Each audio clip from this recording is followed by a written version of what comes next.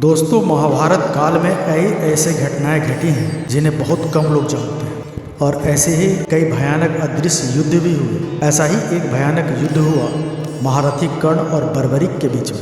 अब एक तरफ कर्ण, जिनके कवच के चमक से ही देवता और दैत्य के भयानक अस्त्र अपना मार्ग बदल देते थे, और दूसरी तरफ बर्बरीक, जिन्हें 3 बाणधारी भी कहा जाता है, जिनके बारे में कहा जाता है कि उनके 3 बाण ही पूरे महाभारत युद्ध को समाप्त कर सकते थे। लेकिन आखिर ऐसा क्या हुआ जो इन दोनों महारथियों के बीच एक घोर भयानक युद्ध हुआ?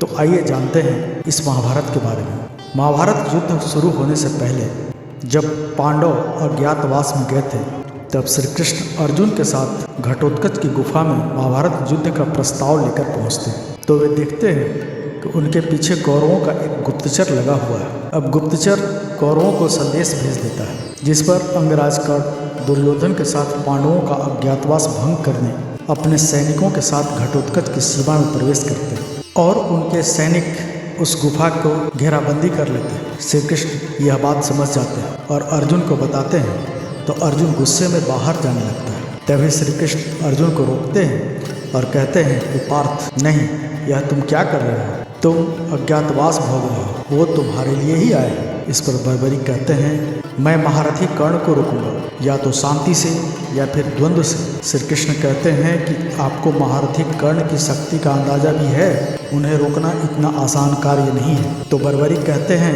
लगता है आपको मेरी शक्ति का अंदाजा नहीं है गोविंद, और प्रणाम करके बाहर चले जाते हैं। तो बर्बरीक अपनी गुफा के बाहर निकल के कर्ण और दुर्योधन को प्रणाम करते हैं और कहते हैं, कैसे आना हुआ काकाश्री? तब दुर्योधन कहते हैं, बालक, हमें तुम्हारे कक्ष में जाना है, हमें किसी की तलाश है। तो बर्बरीक कहते हैं, मेरे रहते हुए आपकी ये इच्छा तो पूर्ण नहीं हो सकती। अब इस पर दुर्योधन क्रोध में कहता है, अपनी मृत्यु को गले मत लगाओ बालक। बर्बरीक मुस्कुराते हुए कहते हैं, आप दोनों धनुर्धर हो, आप प्रयास करके देख सकते हो। तभी दुर्योधन कहते हैं, सैनिकों, इसे यहाँ से हटाओ। तभी सैनिक आगे बढ़ते हैं और बर्बरीक में इतनी शक्ति होती है कि वे सैनिकों को धरती पे पांव मारकर ही गिरा देते हैं। अब दुर्योधन कर्ण से कहते हैं, मित्र, यह साधारण बालक नहीं, इसे तुम्हारे जैसे योद्धा ही प्रयास कर सकते हैं। तब कर्ण कहते हैं, बालक, हमारे मार्ग से हट जाओ, नहीं तो तुम्हें मुझसे युद्ध करना होगा।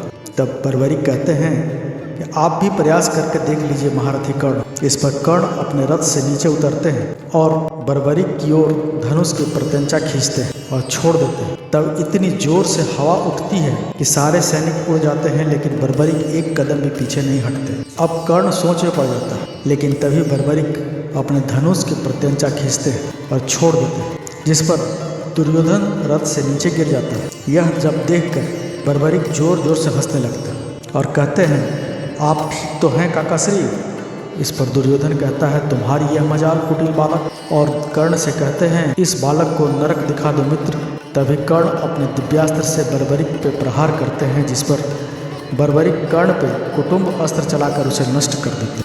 इसके बाद ये युद्ध चलता रहता है। दोनों वीर योद्धा और भी भयानक विद्याभ्यास छोड़ते हैं। इसी बीच बर्बरीक एक बाण छोड़ते हैं जो दुर्योधन की ओर बढ़ता है, जिसे कर्ण अपने बाण से रोक लेता है। तो बर्बरीक कहते हैं, कर्ण, यह बाण संभालो, इस बाण को कोई नहीं रोक सकता।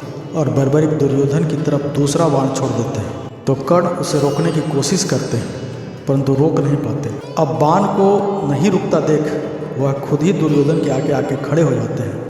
इसके बाद जैसे ही वह बाण कर्ण से टकराने वाला होता है, तभी कर्ण का कवच आ जाता है और उस बाण को रोक लेता है। अब बर्बरीक यह दृश्य देखने के बाद कहते हैं, यह कैसे संभव है?